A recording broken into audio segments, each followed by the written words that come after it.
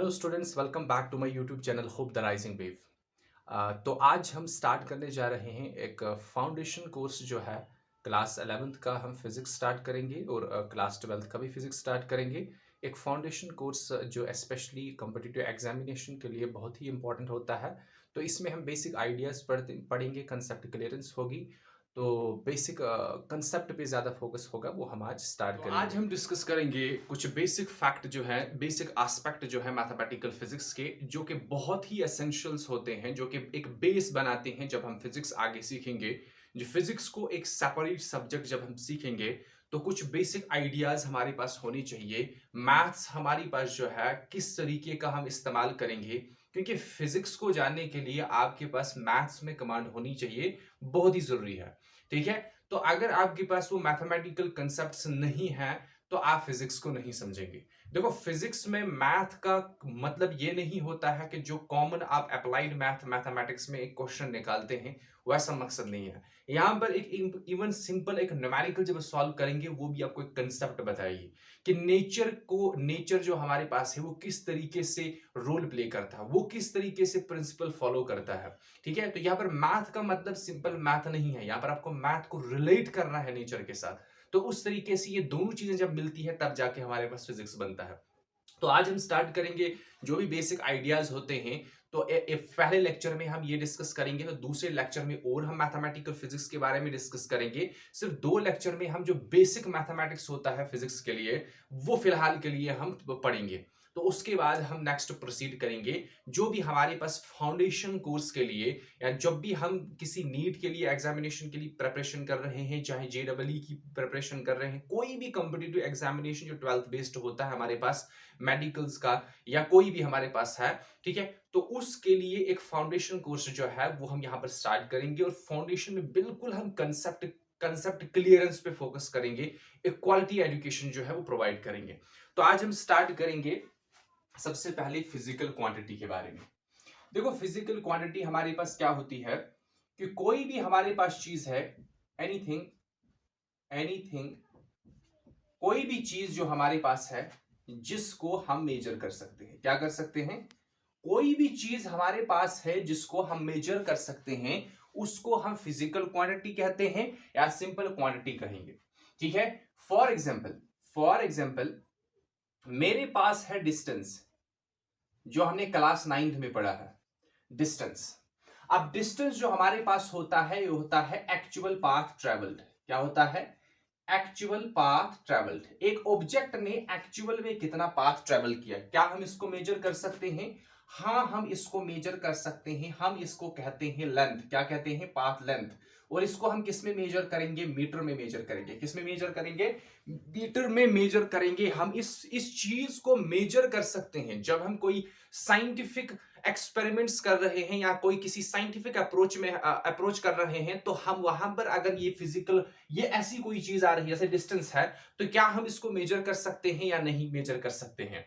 तो हम डिस्टेंस को मेजर कर सकते हैं, किसके टर्म में मेजर कर सकते हैं? In terms of metre. तो मतलब ये है कि हमारे पास ये डिस्टेंस जो है ये एक फिजिकल क्वांटिटी बन रही है। अच्छा, इसी तरीके से अगर हम टाइम की बात करेंगे, क्या करेंगे?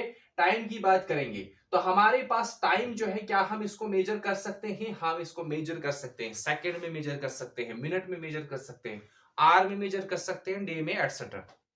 तो सिंपल भाषा में यह है कि जब हमारे पास कोई फिजिकल क्वांटिटी है, हम किसी भी चीज को फिजिकल क्वांटिटी कब कहेंगे? तब हम कहेंगे जब हम उसको मेजर कर सकते हैं। अब मसला यह है कि जब हम किसी फिजिकल क्वांटिटी को मेजर करेंगे, क्या करेंगे?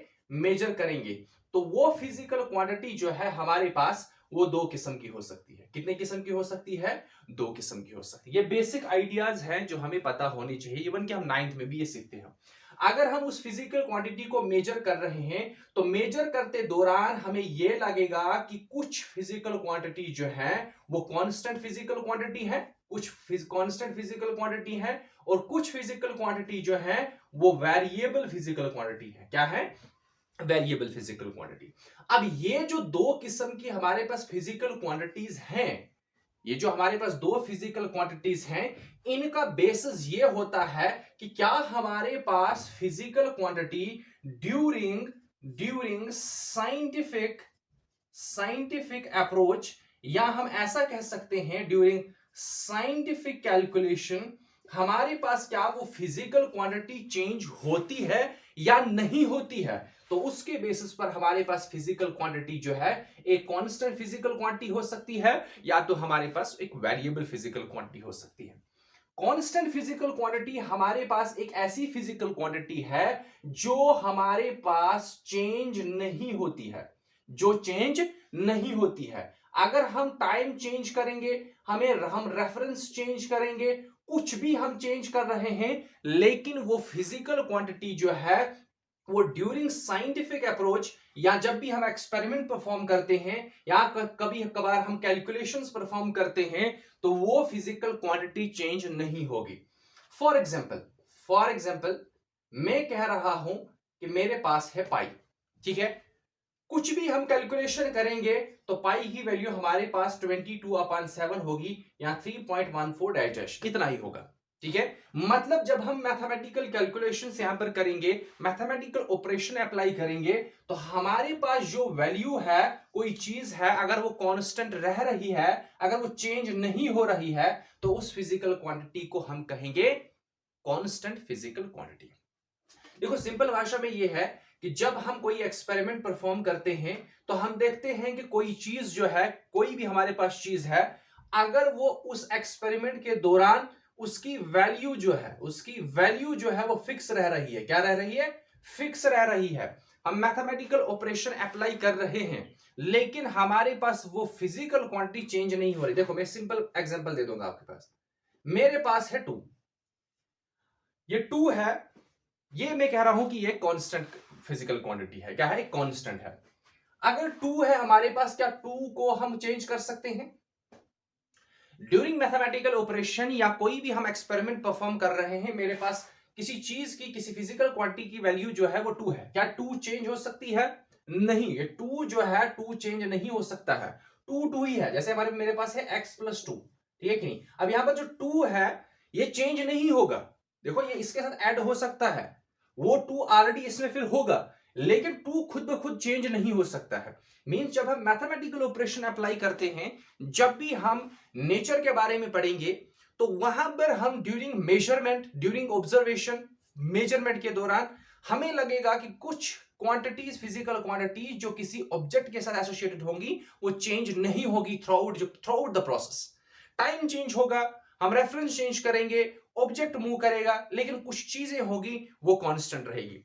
जैसे हम कहेंगे सर्कुलर, यूनिफॉर्म सर्कुलर मोशन में ऑब्जेक्ट जो है यूनिफॉर्म सर्कुलर मोशन में है, उसकी लीनियर वेलोसिटी कंटिन्यूसली चेंज होगी, लेकिन उसकी एंगुलर वेलोसिटी जो है वो कांस्टेंट रहेगी यूनिफॉर्म सर्कुलर मोशन में। अब ये जो एंगुलर वेलोसिटी, ये हम पढ़ेंगे आगे, ये जो हमारी बस एंगुलर वेलोसिटी है, एंगुलर वेलोसिटी कांस्टेंट आ रही है। देखो लीनियर वेलोसिटी भी एसोसिएटेड है, एंगुलर वेलोसिटी भी एसोसिएटेड है, लेकिन एक चीज जो है वो फिक्स रह रही है, वो चेंज नहीं हो रही, ऑब्जेक्ट मूव भी कर रहा है। तो हम तब कहेंगे कि यहां पर जो फिजिकल क्वांटिटी है ये है कांस्टेंट। लेकिन कुछ हमारे पास फिजिकल क्वांटिटीज ऐसी होती हैं जिनकी वैल्यू चेंज होती है, खुद ब खुद भी चेंज हो सकती है, ऑब्जेक्ट मूव करेगा, उसके साथ जो फिजिकल क्वांटिटी होगी वो चेंज होगी। उन फिजिकल क्वांटिटी को हम कहते हैं वेरिएबल्स। क्या कहते हैं? जैसे फॉर एग्जांपल मैं आपको एग्जांपल दे दूंगा, मुझे अगर टेम्परेचर मेजर करना होगा, क्या मेजर करना होगा? टेम्परेचर मेजर करना होगा। क्या हम कह सकते हैं कभी कभार टेम्परेचर जो है अभी फिक्स है?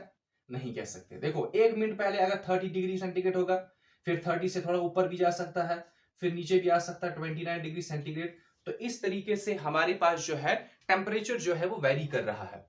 देखो टेम्परेचर क्या हम मेजर कर सकते हैं? हाँ मेजर कर सकते हैं। क्या टेम्परेचर फिजिकल क्वांटिटी है? हाँ है। लेकिन कौन सी फिजिकल क्वांटिटी है? ये है हमारे पास एक वेरिएबल फिजिकल क्वांटिटी।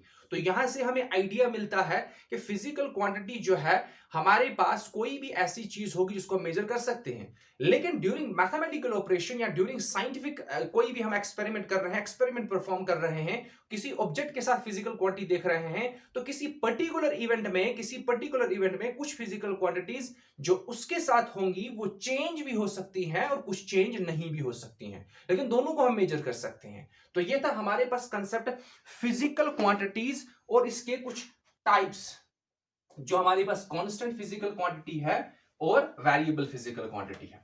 उसके बाद हमारे पास आ जाता है वेरिएबल। ये जो वेरिएबल हमारे पास टर्म है ये बहुत इंपॉर्टेंट चीज है। उसके बाद हमारे पास आ जाता है वेरिएबल। अब वेरिएबल हमारे पास दो किस्म के होते हैं, एक होता है डिपेंडेंट वेरिएबल और दूसरे होते हैं इंडिपेंडेंट वेरिएबल्स। ये on the base of dependency है, क्या कोई फिजिकल क्वांटिटी एक फिजिकल क्वांटिटी दूसरे फिजिकल क्वांटिटी पे डिपेंड है या नहीं है, उसके बेसिस पर हमारे पास वेरिएबल फिजिकल क्वांटिटी, जो वेरिएबल फिजिकल क्वांटिटी है वो दो किस्म की है, एक है डिपेंडेंट वेरिएबल और दूसरा है इंडिपेंडेंट वेरिएबल।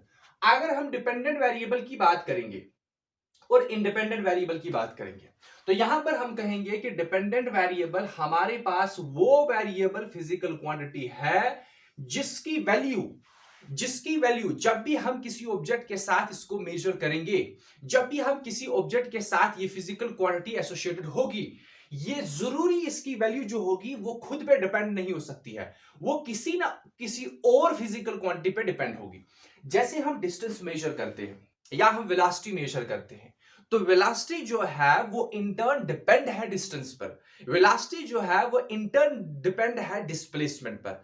डिस्टेंस अगर मेजर करना है वो किसके हिसाब से हम मेजर करते हैं, टाइम के हिसाब से। तो हम यहां पर देखते हैं कुछ चीजें हमारे पास डिपेंडेंट है, तो ऐसी फिजिकल क्वांटिटीज जो कि वेरिएबल है सच दैट कि उसकी वैल्यू जो है अगर हम मेजर करना चाहेंगे during any experiment, during any natural phenomena, कोई भी नेचुरल फेनोमिना हो रहा है, अगर हम उस फिजिकल क्वांटिटी को मेजर करना चाहते हैं लेकिन अगर उसकी वैल्यू जो है किसी और फिजिकल क्वांटिटी पे डिपेंड है, तो हम कहेंगे ये है हमारे पास डिपेंडेंट वेरिएबल। क्या है मतलब, इसकी वैल्यू जो होगी वो खुद की नहीं होगी, जब तक ना कोई दूसरे फिजिकल क्वांटिटी की वैल्यू चेंज होगी तब तक इसकी वैल्यू चेंज नहीं होगी, मतलब इसकी एंटायर वैल्यू किसी और पे डिपेंड है, तो that is dependent variable. Independent variable हमारे पास वो होता है जो सिर्फ रिलेशन हमारे पास दिखाता है किसके साथ, डिपेंडेंट वेरिएबल। मींस इसकी वैल्यू जो है वो किसी और पे डिपेंड नहीं होती है, ये कुछ भी वैल्यू ले सकता है, कुछ भी वैल्यू इसकी हो सकती है during any experiment, during any observation और एनी नेचुरल फेनोमेना। जब भी हम मैथमेटिकल ऑपरेशन अप्लाई करेंगे किसी फिजिकल क्वांटिटीज के बेस पर या किसी दो फिजिकल क्वांटिटीज के बीच का रिलेशन दिखाएंगे, तो ये फिजिकल क्वांटिटी जिसको हम वेरिएबल फिजिकल क्वांटिटी कहते हैं, ये वो वेरिएबल फिजिकल क्वांटिटी होगी जिसकी वैल्यू किसी पे डिपेंड नहीं होगी, ठीक है कि नहीं। इसकी वैल्यू जो है कुछ भी हो सकती है, कुछ भी वैल्यू ले सकता है। फॉर एग्जांपल मेरे पास है वेरिएबल एक x, दूसरा है वेरिएबल y। अब मैं कह रहा हूं कि ये दोनों वेरिएबल जो है आपस में, फॉर एग्जांपल मेरे पास ये जो वेरिएबल x है वो है इंडिपेंडेंट, क्या है इंडिपेंडेंट, और y जो है वो है डिपेंडेंट, ठीक है डिपेंडेंट। अब x जो है वो y की वैल्यूज पर डिपेंड है, y की वैल्यूज पर। जब भी हम कोई मैथमेटिकल ऑपरेशन अप्लाई करेंगे, जब भी हम कोई साइंटिफिक अप्रोच, कोई भी साइंटिफिक एक्सपेरिमेंट हम कर रहे हैं या कोई भी नेचुरल फेनोमेना हो रहा है, तो हम उस ऑब्जेक्ट के साथ ये दो फिजिकल क्वांटिटीज देख रहे हैं। अब इनको मेजर कर रहे हैं, मेजर करने के बाद हमें क्या पता चला कि ये जो x की वैल्यू है, x की जो भी वैल्यू होगी वो y की वैल्यू पे डिपेंड होगी। मींस y जो हमारे पास है, y जब तक ना एग्जिस्ट होगा तब तक x का एग्जिस्टेंस कुछ भी नहीं है, ठीक है कि नहीं।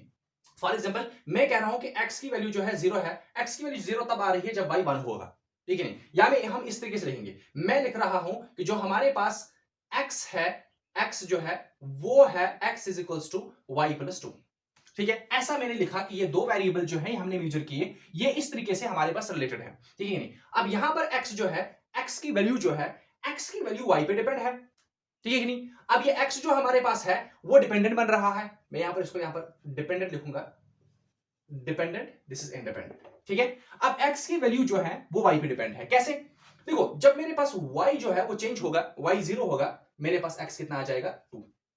जब मेरे पास y 1 आ जाएगा तो x कितना मेरे पास आ जाएगा 3। देखो x भी चेंज हो रहा है, y भी चेंज हो रहा है। डिफरेंस ये है कि y जो है वो वैल्यूज कुछ भी ले सकता है, ठीक है नहीं, इनफाइनाइट नंबर ऑफ वैल्यूज ले सकता है, खुद ब खुद वैल्यू कुछ भी ले सकता है।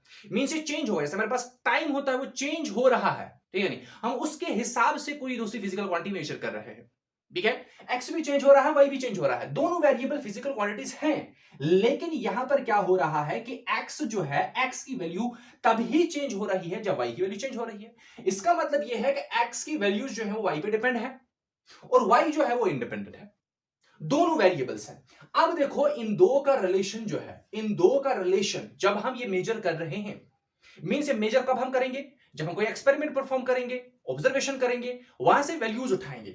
जब हम इस x की वैल्यू भी उठाएंगे और y की वैल्यू भी उठाएंगे, ठीक है। साथ साथ में मैं जनरल एग्जांपल भी दे दूंगा, जनरल इलस्ट्रेशन भी दे दूंगा और साथ में कुछ एग्जांपल भी दे दूंगा जो हमने देखा है। मैं x ले रहा हूं और y ले रहा हूं, मैं यहां पर ले रहा हूं v ले रहा हूं और I ले रहा हूं। यह है वोल्टेज पोटेंशियल डिफरेंस, यह है करंट। यह आपने पढ़ा है क्लास 10th में, ओम्स लॉ, ठीक है नहीं। हम ब्यूटीफुली इसको एक्सप्लेन करेंगे किस तरीके से हम अप्रोच करते हैं ग्राफ की ओर। फिर हम पढ़ेंगे, इसके साथ ही हम पढ़ेंगे ग्राफ, जो कि बहुत ही इंपॉर्टेंट टॉपिक है किसी भी कॉम्पिटिटिव एग्जामिनेशन के लिए, क्योंकि इसके बेसिस पर आगे बहुत सारे कंसेप्ट है। क्योंकि ग्राफ ही एक बेस है हमारे पास। अगर फिजिक्स को समझना है तो ग्राफ एक बहुत ही फंडामेंटल पार्ट बनता है फिजिक्स को समझने के लिए, ठीक है। ये हमारे पास v, ये है I। देखो पोटेंशियल डिफरेंस एक वेरिएबल फिजिकल क्वांटिटी है, मेजर कर सकते हैं, वेरिएबल है। करंट है, कांस्टेंट है, नहीं है, वेरिएबल फिजिकल क्वांटिटी है, चेंज हो सकती है, ठीक है कि नहीं, मेजर कर सकते हैं। यहां पर मैंने लिया x, यहां पर लिया y। मैंने x की वैल्यू मेजर की, मैंने बताया x जो हमारे पास है वो डिपेंड है y पे। तो y की वैल्यू होगी, तो सबसे पहले हम y की वैल्यू देखेंगे। y की वैल्यू 0, मैं जनरल कह रहा हूं, y की वैल्यू 0, x की वैल्यू हमारे पास कितनी आई 2, y की वैल्यू 1, x की वैल्यू 3, y की वैल्यू 2, x की वैल्यू 4, y की वैल्यू 3, x की वैल्यू 5। बहुत सारी वैल्यूज आ जाएंगी। इस चीज को हम कहते हैं डाटा। ये डाटा हमने कलेक्ट किया, जब हमने एक्सपेरिमेंट परफॉर्म किया, ये डाटा हमने कलेक्ट किया। अब इस डाटा से हमें यह पता चलता है कि ये जो दो फिजिकल क्वांटिटी हैं, जब हमने ये मेजर की किसी ऑब्जेक्ट के साथ ये दो फिजिकल क्वांटिटी हमने मेजर की, हमने देखा इन दो फिजिकल क्वांटिटीज के बीच का कुछ रिलेशन है। फॉर एग्जाम्पल, हमने वोल्टेज मेजर किया, करंट मेजर किया, हमने बताया potential difference 0, current 0, potential difference 1, current 2, potential difference 2, current 4, potential difference 3, current 6। यहां से हमें यह डाटा मिला। हमने इसको एक कोऑर्डिनेट सिस्टम में रिप्रेजेंट किया, एक्स वाई कोऑर्डिनेट सिस्टम में, जिसे हम रेफरेंस सिस्टम कहते हैं, इसमें हमने रिप्रेजेंट किया, ठीक नहीं। यहां से हमें ये रिलेशन मिला, जिसको हमने कहा ग्राफ। क्या कहा? ग्राफ। मैं ये समझाऊंगा कि ग्राफ क्या होता है, ठीक है नहीं। यहां से मुझे ये रिलेशन मिला, यहां से मुझे ये पता चला कि जो v और I जो है, यहां से मुझे ये पता चला जो x और y है, इन दो के बीच का रिलेशन क्या है, ठीक है कि नहीं। इसका मतलब यह है कि डिपेंडेंट वेरिएबल, इंडिपेंडेंट वेरिएबल, दो एक इंडिपेंडेंट है, लेकिन इंडिपेंडेंट वेरिएबल एक सेपरेट इंडिविजुअल एग्जिस्टेंस नहीं है। हम एक सेपरेट, एक इंडिपेंडेंट वेरिएबल को नहीं समझ सकते, क्योंकि एक इंडिपेंडेंट वेरिएबल किसी डिपेंडेंट वेरिएबल पर डिपेंड होता है, डिपेंड नहीं, एक रिलेटेड होता है, उसके साथ रिलेशन होता है। जब उन दोनों का रिलेशन हमें पता चलता है, हमें पर्टिकुलर आइडिया मिलता है, पर्टिकुलर फेनोमेना मिलता है, पर्टिकुलर प्रिंसिपल मिलता है उस पर्टिकुलर ऑब्जेक्ट के साथ, कि अभी कौन सा प्रिंसिपल फॉलो कर रहा है। जैसे हमारे पास इलेक्ट्रॉन मूव कर रहा है कंडक्टर के थ्रू, तो ये प्रिंसिपल फॉलो करेगा, ठीक है नहीं। हम सेपरेट नहीं कह सकते, करंट हो सकती है, समझ आ रही मेरी बात। करंट ऐसे नहीं कह सकते, अगर करंट इंडिपेंडेंट है तो करंट हो सकती है, नहीं, पोटेंशियल डिफरेंस होना चाहिए, इन दो के बीच का रिलेशन होना चाहिए। तो यहां से ये डाटा जब कलेक्ट करते हैं, इसको प्रेजेंट करते हैं एक पर्टिकुलर फॉर्म में। इस फॉर्म को मैं कहूंगा, मैंने नाम भी कहा ग्राफ है, एक नहीं, पर्टिकुलर फॉर्म में। यहां से हमें आइडिया मिलता है कि ये दो फिजिकल क्वांटिटी, यहां जनरल कह रहे हैं कि ये दो फिजिकल क्वांटिटी आपस में रिलेटेड है। इसका मतलब यह है कि डिपेंडेंट और इंडिपेंडेंट वेरिएबल्स जब आपस में एक दूसरे पे डिपेंड होते हैं, एक रिलेशन दिखाते हैं, वो रिलेशन एक पर्टिकुलर प्रिंसिपल बन जाता है। और वो प्रिंसिपल जो है नेचर में कोई भी ऑब्जेक्ट जिसको हम नेचर जनरल कहते हैं, जैसे पेन है हमारे पास, मैं खुद चल रहा हूं, ठीक है नहीं, फोर्स ऑफ फ्रिक्शन अप्लाई हो रही है, लॉज ऑफ फ्रिक्शन अप्लाई हो रहे हैं, ठीक है नहीं, मतलब फॉलो हो रहे हैं। इसी तरीके से इलेक्ट्रॉन फ्लो हो रहा है थ्रू द कंडक्टर, वहां पर रेजिस्टेंस क्रिएट हो रहा है, ठीक है नहीं, ऑल दीज थिंग्स। यहां पर हमें क्या लगता है कि कोई भी फिजिकल क्वांटिटीज जो हमारे पास है, एक दूसरे पे डिपेंड हो सकते हैं। अब डिपेंडेंसी क्या हो सकता है? वो डायरेक्ट डिपेंड भी हो सकता है, इनडायरेक्ट डिपेंड भी हो सकता है, मींस इनवर्सली डिपेंड भी हो सकता है, directly depend to the power 1 भी हो सकता है, टू द पावर 2 भी हो सकता है। जैसे यहां पर हमें क्या पता चलता है, यहां पर इससे हमें ये पता चलता है,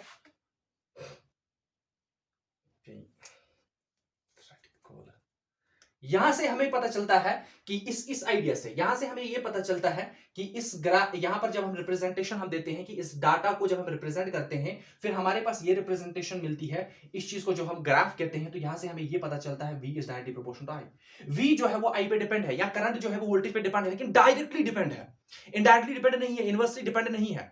लेकिन कितने पावर पे डिपेंड है? 1 पावर, सिंगल पावर पे डिपेंड है। इसी तरीके से हमें यहां पर भी पता चलता है कि कोई भी, हमने ये जनरल लिया ना, कोई जनरल वेरिएबल दिया हमने x और y, यहां पर कुछ भी हो सकता है, यहां पर डिस्टेंस टाइम भी हो सकता है, वेलोसिटी टाइम हो सकता है, दोनों के बीच में रिलेशन क्या है, ठीक है नहीं।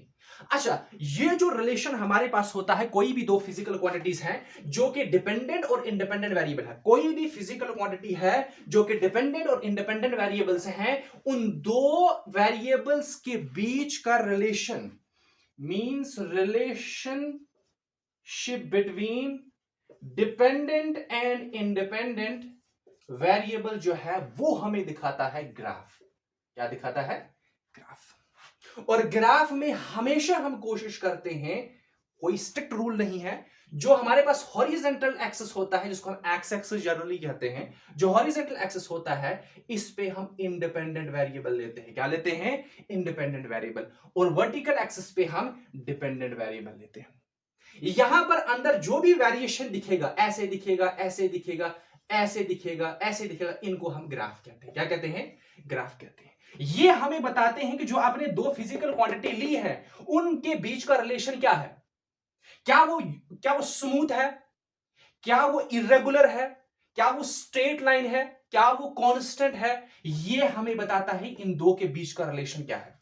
अगर एक दूसरे पे डिपेंडेंट है ही नहीं तो तब हमारे पास इस किस्म का ग्राफ भी कभी आता है, ऐसे जैसे हमने ये डिस्टेंस है, ये टाइम है, ऐसा ग्राफ है, तो हमें पता चलता है अभी डिस्टेंस और टाइम पे कोई डिपेंडेंसी नहीं है, कोई रिलेशन नहीं है, जीरो है, ठीक नहीं। तो ऑब्जेक्ट हमें यहां से पता चलता है कि ऑब्जेक्ट क्या कहते हैं कि रेस्ट में है। समझ आ रही मेरी बात? तो ये हमारे पास होता है ग्राफ का। ग्राफ हमें क्या समझाना चाहता है, यहां ग्राफ से हमें क्या इन्फर होता है, ग्राफ से हमें कंक्लूजन या रिमार्क्स क्या मिलते हैं कि दो फिजिकल क्वांटिटीज के बीच का रिलेशन हमें रिप्रेजेंट करवाता है ग्राफ पास है। नेक्स्ट हम डिस्कस करेंगे फंक्शन। फंक्शन क्या होता है, सिंपल भाषा में हम डिस्कस करेंगे फंक्शन। हम मैथमेटिक्स के टर्म, जो हम मैथमेटिक्स क्लास 11th में या 12th में रिलेशन फंक्शन पढ़ते हैं, वो इन टर्म्स ऑफ सेट थ्योरी हम पढ़ते हैं, सेट्स के बेस पर हम फंक्शन को डिफाइन करते हैं। यहां पर भी जो मैं बताऊंगा वो सेट के बेस पर ही है, लेकिन हम सेट वेट कोई डिस्कस नहीं करेंगे, सिंपल भाषा में हम फंक्शन सीखेंगे। फंक्शन देखो, हमारे पास दो वेरिएबल है एक्स और वाई। एक्स जो है वो है इंडिपेंडेंट और वाई जो है वो है डिपेंडेंट। क्या है? दो वेरिएबल है। दो वेरिएबल आपस में इस तरीके से रिलेटेड है, मतलब इनके बीच में रिलेशन है, लेकिन एक पर्टिकुलर टाइप ऑफ रिलेशन है। सब किस्म का रिलेशन नहीं, एक पर्टिकुलर टाइप ऑफ रिलेशन। किस किस्म का रिलेशन? सच दैट कि अगर हमारे पास जो x की वैल्यू में कोई पर्टिकुलर ले लूंगा, x इक्वल्स टू 0, तो मेरे पास अगर y इक्वल्स टू 1 आया, अब y इक्वल्स टू 1 किसी और x की वैल्यू पर नहीं आ जाएगा। फॉर एग्जाम्पल, मैं सिंपल भाषा आपको कहूंगा, मैंने लिखा x is equals to y plus 2। अब x जो हमारे पास है, या y is equals to x plus 2, मैंने x लिया 0, क्या लिया? y कितना आया? 2। अब अगर मैं x1 ले लूंगा, y कितना आएगा? 3। अब 2 नहीं आएगा, x की अगर मैं वैल्यू चेंज करूंगा, x इक्वल्स टू 2 3 4 5, y अब 2 नहीं आना चाहिए, रिपीट नहीं होना चाहिए। मतलब एक वैल्यू पर, एक वैल्यू जो हमारे पास इंडिपेंडेंट क्वांटिटी है, इंडिपेंडेंट फिजिकल क्वांटिटी है, इंडिपेंडेंट वेरिएबल है, उसकी एक वैल्यू पर जो डिपेंडेंट है उसकी यूनिक वैल्यू आनी चाहिए, रिपीट नहीं होना चाहिए। देखो, अगर suppose at x equals to 0 पे आ गया मेरे पास, y इक्वल्स टू 2, अगर x इक्वल्स टू 1 पर भी 2 आता तो ये फंक्शन नहीं है, ठीक नहीं। इन दो के बीच में रिलेशन हो सकता है, लेकिन वो रिलेशन नहीं जो हमें चाहिए, इसलिए इस केस में हमारे पास ये फंक्शन नहीं हो सकता है। अगर रिपीट नहीं हो रहा, हर एक x की वैल्यू पर y की वैल्यू यूनिक आ रही है, इस पे फोकस करो, एक की टर्म पहचाननी होती है कंसेप्ट पे। मैं कह रहा हूं कि हर एक x की वैल्यू पर y की वैल्यू यूनिक आ रही है, उस रिलेशन को हम फंक्शन कहते हैं। क्या कहते हैं? फंक्शन। और इसको कैसे डिनोट करेंगे? मैं कह रहा हूं कि हमारे पास यहां पर y जो है वो x पे डिपेंड है। y किस पे डिपेंड है? x पे डिपेंड है। और एक किस्म का रिलेशन है, उस रिलेशन को हम f से डिनोट करते हैं, जिसको हम फंक्शन कहेंगे, f ऑफ x। y जो है x पे डिपेंड है, y जो है x के साथ रिलेटेड है, लेकिन इसके थ्रू रिलेटेड है। जैसे मैं लिखूंगा, फॉर एग्जांपल, y जो है वो sin x है। ये तो आपने क्लास 10th में पढ़ा है, ट्रिग्नोमेट्री में, आगे भी हम पढ़ेंगे, ठीक है नहीं। y जो है x पे डिपेंड है, लेकिन थ्रू sin। sin हमारे पास क्या है यहां पर? फंक्शन है। अब x की यहां पर कुछ भी वैल्यू ले लेंगे हम, x इक्वल्स टू 0 तो y कुछ और आएगा, x इक्वल्स टू 1 डिग्री जब लेंगे y कुछ और आएगा, वो वापस 0 नहीं आएगा। समझ आ रही मेरी बात? तो इस तरीके से हमें क्या पता चलता है कि फंक्शन क्या होता है। तो कल जो है नेक्स्ट जो टॉपिक हमारे पास होगा वो होगा limit of function. Limit of function पढ़ेंगे हम, और कुछ इंपॉर्टेंट थ्योरम्स जैसे कि हम बाइनोमियल थ्योरम पढ़ेंगे, और साथ में हम डिफरेंशिएशन पढ़ेंगे, डिफरेंशिएशन एंड इंटीग्रेशन। ये नेक्स्ट लेक्चर में सब कंप्लीट होगा, जो ये बेसिक आइडियाज है। फिर जब जो जो चीजें आगे आती जाएंगी वो हम वहां पर पढ़ेंगे कंटिन्यूसली। जैसे हमने वेक्टर अलजेब्रा भी आगे पढ़ना है, वो हम यहां पर नहीं पढ़ेंगे, आगे हम पढ़ेंगे step by step. So this was all about today's basic concept of mathematical physics, which is very essential, a foundation to understand a physics. If you are not able to understand mathematics rightly, if you are not able to relate mathematics with nature, you will never understand physics, because physics entirely relies on the mathematical concept.